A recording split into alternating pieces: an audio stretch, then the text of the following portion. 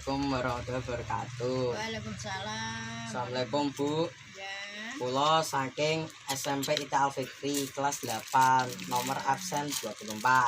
Badhe wawan rembug kalian panjenengan punapa kersa. Kerso. Nggih, sinten asmanipun panjenengan? Ahmad Ali. Punapa pakaryanipun panjenengan? Jualan kontongan.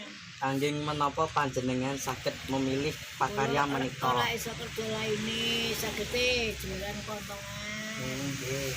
Pinten pikantuk arta saben dintenipun utawi saben wulanipun? Niku kula mboten nate etong, masalah DT mubeng terus, jadi mboten saged mandheg. DT mubeng mawon. Nggih. Kula nyuwun cariyos bunga lan rekangsanipun nalika makarya. Wah, habis kecil kok jualan sama ibuku. Riyen wiwit sadean modalipun pinten? Riyen modalnya 5 juta cukup pembiyen, saiki ora cukup. Nggih, matur nuwun Bu awit saking awigatosanipun wawan rembug punika. Sami-sami.